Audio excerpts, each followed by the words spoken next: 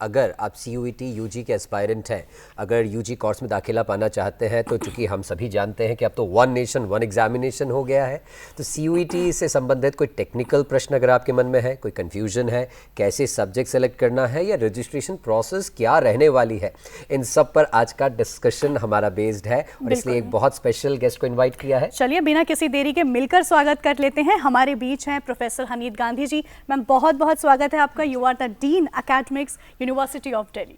Thank you. Honey ji, शुरुआत यहीं से करेंगे। सबसे पहले यही जानना चाहेंगे, रजिस्ट्रेशन फॉर्म्स निकल चुके हैं, क्या अंतिम तिथि है और किन बातों का ध्यान रखना चाहिए फॉर्म फिलअप करते हुए? सबसे पहले तो मैं वेबसाइट बता देती हूँ जहाँ से फॉर्म फिल करने हैं। ये है cuet.nta.nic.in। इसे नोट कर लीजिए, जहाँ पर आपको रजिस्ट्रेशन करना है। ये रजिस्ट्रेशन शुरू हो चुके हैं, 3 जनवरी को शुरू हुए थे और 30 जनवरी तक, जैसा मयंक जी आपने बताया।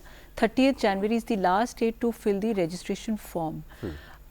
उसके बाद कुछ दिन की विंडो भी खोली जाएगी कि आप अपने करेक्शंस करते हैं और 31st तक आपकी पेमेंट जो है रिकनसाइल होकर आ जानी चाहिए। सो ये तो डेट्स और फॉर्म के बारे में बात होगी। आपको किन बातों का ध्यान रखना चाहिए, वो है कि फॉर्म बहुत केयरफुली और ध्यान से भरना है। फॉर्म भरने के बाद हर स्टेप के बाद उसको सेव कर लीजिए। और मैं ये कई बार पहले बोल चुकी हूँ, बहुत ही छोटी बात है लेकिन बहुत ही इम्पॉर्टेंट बात है कि जब आप फॉर्म भरें तो मोबाइल फ़ोन से मत भरिए। मोबाइल से आप गलतियाँ करते हैं, इतने छोटे से डिवाइस से कभी कोई भी फॉर्म मत भरिए।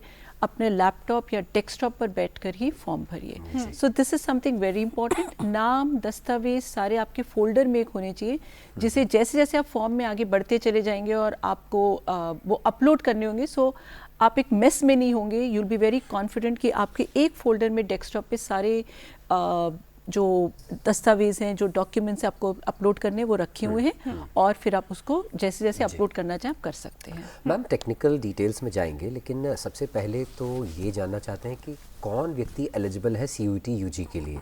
वो बच्चा जो अभी 12th बोर्ड एग्ज़ाम्स देने वाला है, क्या उसके अलावा जो बच्चा पिछले साल बोर्ड एग्ज़ाम क्लियर कर चुका है वो भी एलिजिबल है? कोई एज क्राइटेरिया है? किसी का अगर गैप हो गया है तो एलिजिबिलिटी क्राइटेरिया क्या होगा CUET UG के लिए?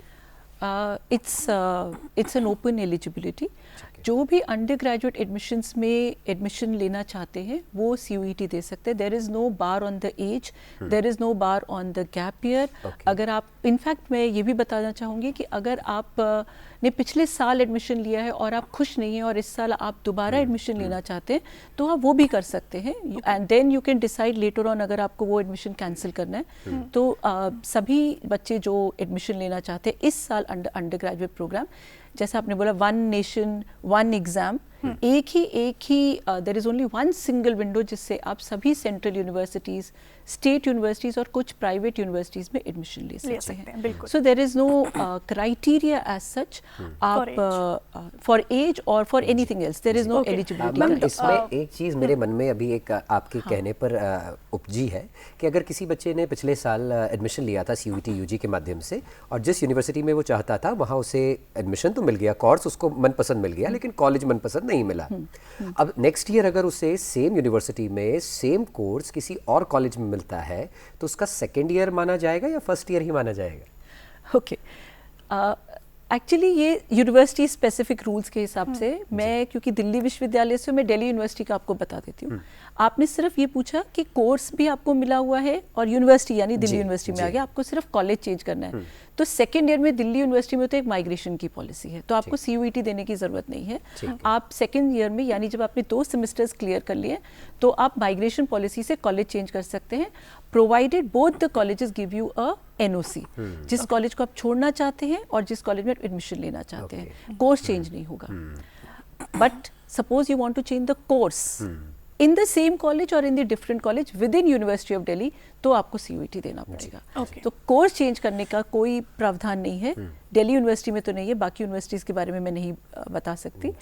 यूजुअली होता भी नहीं है बिकॉज आप उस कोर्स में 1 साल पढ़ चुके हैं, तो नेचुरली आपके क्रेडिट्स जो हैं वो ट्रांसफ़र ही नहीं हो सकते।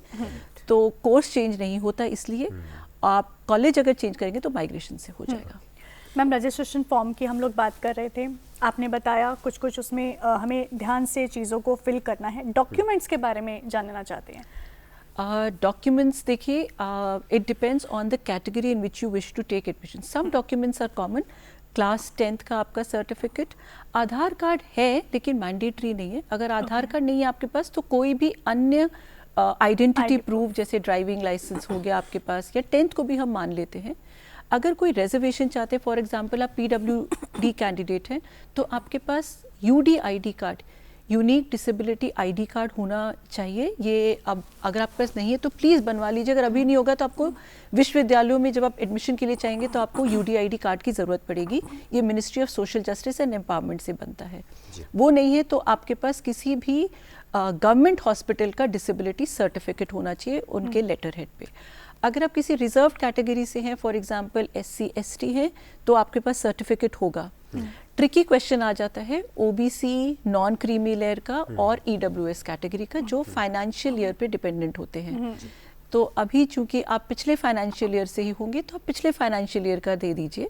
लेकिन जब आप दिल्ली विश्वविद्यालय में या अन्य विश्वविद्यालयों में प्रवेश की प्रक्रिया शुरू करेंगे, जो तकरीबन मई के आसपास होगी, मई या जून के आसपास होगी, तब तक आप अपना नया OBC NCL सर्टिफिकेट या EWS सर्टिफिकेट बनवा लीजिए, जो 31 मार्च 2026 के बाद बनेगा. तो ये डॉक्यूमेंट्स आपके पास होने चाहिए. और एंड में तो आपके पास क्लास 12th का सर्टिफिकेट भी आ जाएगा. तो वो भी हम आपसे यूनिवर्सिटी जब अपना एडमिशन प्रोसेस शुरू करेंगे तब आपसे हम 12th का सर्टिफिकेट भी मांगेंगे. जी मैम, ये सर्टिफिकेट्स की बात चूँकि आपने की, तो सर्टिफिकेट्स देखा गया है कि जो स्टेट गवर्नमेंट्स इशू करती हैं तो वो उनकी रीजनल लैंग्वेज में होता है. और अंग्रेजी में भी बनवाया जा सकता है. दोनों ऑप्शंस होते हैं. तो ऐसा कोई क्राइटेरिया है कि इस लैंग्वेज स्पेसिफिक सर्टिफिकेट ही मान्य रहेगा? नहीं, ऐसा कोई क्राइटेरिया नहीं. हम रीजनल लैंग्वेजेस में भी ले लेते हैं. मतलब मैं स्पेसिफिकली दिल्ली यूनिवर्सिटी की बात करती हूँ, हमारे पास सभी लैंग्वेजेस में हम दस्तावेज पढ़ सकते हैं. अगर वो आपका ई-मित्रा से बना हुआ है तो उसमें QR कोड भी होगा. तो what we do is simply we scan the QR code and we check the authenticity. जहाँ पर ई-मित्रा से नहीं बन रहे वहाँ के सर्टिफिकेट्स भी हमें मतलब we can check the authenticity of the certificate. Language is not a problem. But however जो मैंने आपको ईयर का बताया है वो 31 मार्च के बाद का बना हुआ होना चाहिए. और प्रेफरेबली अगर वो हमें ऑनलाइन मिल जाता है या आपके डिजी लॉकर में होता है तो बहुत ही आसान हो जाता है. हाँ, डिजी लॉकर भी मैं बताना भूल गई. आधार कार्ड या डिजी लॉकर में कोई भी आपका आइडेंटिटी कार्ड डला हुआ है वो आप अपलोड कर सकते हैं CUET के फॉर्म में. जी मैम, फॉर्म फिलअप करते हुए रजिस्ट्रेशन का इस बार कुछ लाइव फोटो का एक पोर्टल भी है. उस बारे में प्लीज बताइए. हमारे पास कुछ क्वेरीज रिसीव हुई हैं बच्चों की. लाइव फोटो ये होगा कि NTA जब आप फॉर्म भरेंगे तो आपसे 2 तरीके से फोटोग्राफ कहेंगे. एक तो आपका फोटोग्राफ रीसेंट फोटोग्राफ. ना इस पे भी होता है कि रीसेंट मतलब कितना recent. I would suggest not more than मतलब 3 महीने ज़्यादा से ज़्यादा पुराना नहीं होना चाहिए. बचपन का फोटोग्राफ मत लगाइए. बहुत सारे बच्चे अपनी 6ठी क्लास का एडमिशन लगा देते हैं, फोटोग्राफ लगा देते हैं. So perhaps you should be careful because ये फोटोग्राफ फिर आप लाइव एक वेब कैम या अपने डेस्कटॉप के आगे खड़े होकर वो आपसे कहेंगे कि फोटोग्राफ खींच के उस पर डालिए. ये नीट में भी होता है, JEE में भी होता है. Then when you will upload, जब आप वो अपलोड करेंगे, जब आपकी लाइव पिक्चर वो कैप्चर करेंगे तो आपका जो फोटोग्राफ है उससे वो मैच करेंगे. इसीलिए आपको रीसेंट फोटोग्राफ डालने की ज़रूरत है. अगर आपके चेहरे में बहुत ज़्यादा फ़र्क होगा, बचपन की होगी और अब रीसेंट अलग होगी तो वो कैप्चर नहीं करेगा. मैम, आपकी बात से एक सवाल ये कि अब कुछ बच्चों के मन में ये सवाल आता है कि फ़ोटो खींचते हुए अगर कोई बच्चा स्पेक्स वियर करता है तो स्पेक्स पहनकर फ़ोटो खिंचवाएं या विदाउट स्पेक्स? या that's a very interesting question. दोनों ही फोटोग्राफ में सेम होनी चाहिए. अगर स्पेक्टिकल्स के साथ भी कोई फ़र्क नहीं पड़ता. बट अगर आपने स्पेक्टिकल्स के साथ अपनी फोटोग्राफ अपलोड की है तो स्पेक्टिकल्स के साथ ही लाइव फोटोग्राफ में भी रहे. So it's just that the matching, the AI will match it. That's the criteria. Ma'am, subject की बात पर आ जाते हैं. सब्जेक्ट सिलेक्शन जो कि करना रहेगा तो किन बातों का ध्यान रखना है while choosing the subject in registration form? So NTA के आधार पर आप इस साल 5 सब्जेक्ट ले सकते हैं. उनके जो डिफरेंट सब्जेक्ट क्राइटेरिया है उसमें उन्होंने 13 भाषाएं, 13 भारतीय भाषाएं, 23 डोमेन सब्जेक्ट्स और एक GAT यानी जनरल एप्टीट्यूड टेस्ट आपके पास अवेलेबल है. आप इनमें से कोई 5 ले सकते हैं. आई थिंक 3 चुनने तक का 1000 रुपये और हर एडिशनल सब्जेक्ट पे आप 400 रुपये और देते हैं फॉर अ UR कैंडिडेट. बाकी अपनी रिजर्वेशन कैटेगरी के हिसाब से आप देख लीजिए. How to select these 5 subjects? The first thing that you have to see is the eligibility criteria of the university in which you wish to take the admission. उसे तो ज़रूर देख लीजिए. हर यूनिवर्सिटी ने अपनी वेबसाइट पे बुलेटिन ऑन इंफॉर्मेशन डाल दिया है. वहाँ भी नहीं हो तो NTA ने भी डाल दिया। जब आप NTA के होम पेज पे जाएंगे, जो अभी हमने आपको बताया CUET.nta.nic.in, वहाँ पर आपको बहुत सारे टैब मिलेंगे, इन्फॉर्मेशन बुलेटिन, फिर सिलेबस और फिर यूनिवर्सिटीज़। यूनिवर्सिटीज़ में जब आप जाएंगे तो फिर आपका एक ड्रॉप डाउन आएगा, central university, state university, private university. उसमें आप जिस यूनिवर्सिटी में एडमिशन लेना चाहते हैं उनके एक बार क्राइटेरिया देख लें, वो उन्होंने टैबलेट फॉर्म में दी हुई है। दिल्ली विश्वविद्यालय के लिए और एक कॉमन सेंस, हम ये कहते हैं आपसे कि आप उन्हीं सब्जेक्ट्स में CUET दीजिए जो आपने क्लास 12th में पढ़े हैं। स्ट्रीम चेंज की चिंता मत करिए, आप स्ट्रीम चेंज कर सकते हैं। Now there is a very solid or foundational academic reason behind choosing the subjects that you've studied in class 12th. वो ये है कि आपने 2 साल उस सब्जेक्ट में मेहनत की है। 11th 12th आपने उन्हीं सब्जेक्ट्स में पढ़ा है, तो आप CUET भी उन्हीं सब्जेक्ट्स में दीजिए, तो आपको एडिशनल प्रिपरेशन की ज़रूरत नहीं पड़ेगी। इसके बाद जब यूनिवर्सिटी का फॉर्म फिल करेंगे तो आप चुन लीजिएगा। हाँ, कई सब्जेक्ट्स ऐसे हैं जिसमें GAT जो आपने 12th में नहीं पढ़ा है वो मैंडेटरी होगा। फॉर एग्जांपल हमारा बैचलर ऑफ मैनेजमेंट साइंसेज है, उसमें हम जनरल एप्टीट्यूड एक मैंडेटरी कंडीशन लेते हैं। So that you will have to check कि हर यूनिवर्सिटी के कोर्स स्पेसिफिक क्या क्राइटेरिया है। Thumb rule for most of the universities and for your preparation is कि आप वो सब्जेक्ट्स चुनिए जो आपने क्लास 12th में पढ़े हैं। That's the easiest thing to do, then you don't need additional preparations also. बिल्कुल मैम, प्रिपरेशंस की आपने बात की है, यहीं पे पूछना चाहेंगे कि किस अकॉर्डिंग बच्चों को प्रिपरेशंस करनी चाहिए, क्या सोर्स से वो कर सकते हैं, क्या सिलेबस होता है? It's a very simple thing. देखिए, आप अभी क्लास 12th के लिए पढ़ रहे हैं, सिलेबस NTA ने दिया हुआ है, आप खुद देखिए कि सिलेबस जो है सिंपल NCERT की किताबें हैं, सिंपल NCERT की किताबें। कौन से ग्रेड तक का सिलेबस होता है ma'am? 11th 12th, okay, mostly 12th। और अंशु जी, मयंक जी, ये आपने इतने साल से CUET हो रहा है, हम तो देख ही रहे हैं 2022 से हो रहा है, कभी भी आपको ये नहीं लगा होगा कि CUET का पेपर डिफिकल्ट आया है आपको। तो इसका मतलब ये है कि आपको CUET के लिए कोई एडिशनल हेल्प की ज़रूरत नहीं है। आप NCERT की किताबें देखिए, और अगर आप चाहें तो आप NTA की वेबसाइट पे और विभिन्न सूत्रों में पिछले 4 साल के पेपर्स एक बार देख लीजिए, सो दैट यू नो MCQ की ट्रेनिंग कैसे लेनी है उसमें आपको थोड़ी मदद मिल जाए। Apart from that, go only with your NCERT text books, that's the basic. They are very dense, they are very rigorous, and क्योंकि आप 12th की बोर्ड्स देने ही जा रहे हैं, आपने अधिकतर तो प्रिपरेशन कर ही ली होगी। आप मेरे ख्याल से एक बार प्री बोर्ड भी दे चुके हैं, बोर्ड्स भी आप अब कर ही रहे हैं। सो don't panic, the syllabus is very simple, only 50 questions, MCQ based questions. It's not difficult. और ड्यूरेशन कितना होगा मैम पेपर का? 60 minutes, एक घंटे में आपको 50 क्वेश्चंस करने हैं। हाँ, नेगेटिव मार्किंग है, तो ध्यान रखिए हर क्वेश्चन के 5 नंबर हैं, राइट, और -1 है फॉर अ नेगेटिव मार्क। तो पहले, और ये CBT बेस्ड होगा, कंप्यूटर बेस्ड होगा, तो जब आप अपनी स्क्रीन पे बैठेंगे तो आप वहाँ पे मार्क भी कर सकते हैं। अगर किसी क्वेश्चन के लिए आप कॉन्फिडेंट नहीं है, आप रिव्यू में डाल दीजिए उसे, and then you can come back. लेकिन बच्चों को और अभिभावकों को मैं ये बताना चाहूँगी कि अगर आपने रिव्यू में डाल दिया, वो वहीं रिव्यू की स्टेज पे ना रह जाए, एंड में आके वो ये भी बताते हैं कितने क्वेश्चंस आपने कर लिए हैं, कितने आपके ग्रीन मतलब आपके कंप्लीटेड है, कितने आपने रिव्यू में डाले। ये रिव्यू अनअटेम्प्टेड में जाते हैं। तो अगर आपने रिव्यू में डाला, फिर एक बार उसको देख लीजिए, would you like to go ahead with green, मतलब आप उसका कॉन्फिडेंट हो उत्तर के लिए, या आप उसको रिवाइज करना चाहते हैं। Once you are confident, then lock them. जी मैम, कंप्यूटर बेस्ड टेस्ट है, तो क्या एक ही दिन सभी विद्यार्थियों का टेस्ट होगा? Not necessary, this depends on the subject. NTA will try to make it on the same day, लेकिन अगर किसी देखिए कभी कुछ हो भी जाता है, किसी क्षेत्र में कुछ हो गया या कुछ है, तो उनको चेंज भी करना पड़ता है। तो दे ट्राई कि जैसे मैथ्स है तो सभी एक ही दिन हो, but there are situations beyond control. Sometimes the candidates are so large कि उनको अलग अलग करना पड़ता है। Sometime there are some specific regional issues जिनकी वजह से उन्हें अलग अलग करना पड़ता है, but all efforts are made कि वो एक ही सेशन में हो।